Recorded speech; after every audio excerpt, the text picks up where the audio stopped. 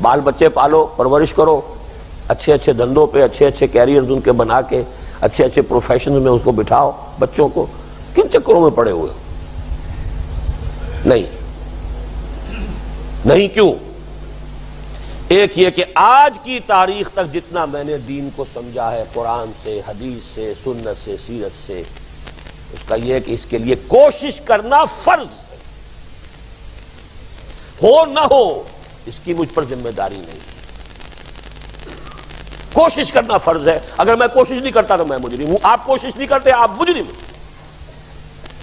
آپ کی نماز روزہ سب اللہ کے ہاں زیرو ہوگا اگر آپ یہاں دین کو قائم کرنے کی جد و جہد نہیں کرتے. ابھی میں چند حضرات سے کہہ رہا تھا، وہ سود وود کی بحث ہو رہی تھی، یہ بینک کی ملازمت حرام ہے کہ حلال ہے، یہ فلاں. میں نے ایک بات سمجھائی، آپ بھی سمجھ لیجئے اسی درجے میں. حرام حلال کے مختلف معیارات اور مختلف لیولز ہیں. ایک لیول یہ کہ کوئی شخص سور کھا رہا ہے یا شراب پی رہا ہے، ہر شخص کو پتا ہے یہ حرام چیز کھا رہا ہے یا حرام چیز پی رہا ہے. ایک یہ کہ کھا تو رہا ہے وہ بکری کا گوشت، خریدا ہے کسی کی جیب کاٹ کے،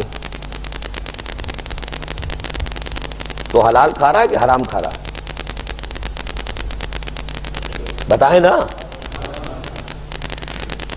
حرام ہے، بکری کا گوشت ہے، لیکن اس نے خریدا ہے اس پیسے سے جو کسی کی جیب کاٹی.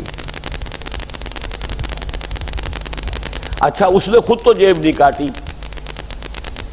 ڈاکوؤں کے ایک گروہ میں وہ ایک ڈرائیور کی حیثیت سے ملازم ہے. وہ جو کھا رہا ہے حلال کھا رہا ہے کہ حرام کھا رہا ہے؟ چوتھے درجے میں نظام باطل ہے، اللہ کی بغاوت پر قائم ہے. اس میں آپ دھندا کر رہے ہیں، کام کر رہے ہیں، اس کی ملازمت کر رہے ہیں، حلال کھا رہے ہیں کہ حرام کھا رہے ہیں؟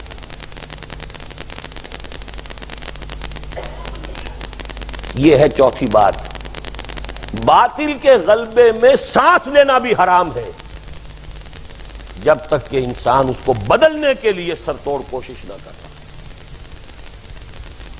اس باطل کے نظام میں پھلنے پھولنے کی کوشش نہ کرے،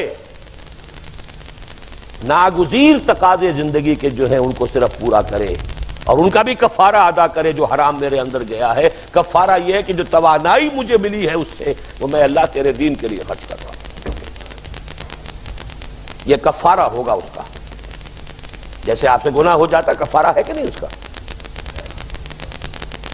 کیونکہ آپ باطل کے نظام میں رہ رہے ہیں، حرام میں رہ رہے ہیں، آپ کا وجود، آپ کا ہر سانس حرام میں ہے. اس کا کفارہ یہ ہے کہ جو توانائی، جو قوت ہے لگاؤ اس کام کے لیے کہ یہ نظام بدلے. اس اعتبار سے سمجھیے حلال اور حرام کو. مجھ سے تو یوں سمجھیے آپ، باقی فتوے علماء سے آپ لیا کیجیے. میرا حلال حرام جو ہے وہ مختلف ہے.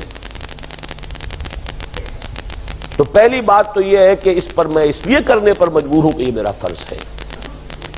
اور دوسری بات یہ ہے، خبر دی ہے محمد الرسول اللہ صلی اللہ علیہ وسلم نے کہ ایک مرتبہ پھر وہ نظام قائم ہوگا. یہ میری امید ہے. کام کا جذبہ اپنے فرض کے تحت ہے. امید مجھے اس بنا پر ہے کہ حضور کی دی ہوئی خبر ہے، وہ صادق المصدوق، آپ سچے ہیں، آپ کی سچائی کی شہادت گواہی تو خود اللہ نے دی ہے. آپ کی دی ہوئی خبر غلط نہیں ہو سکتی.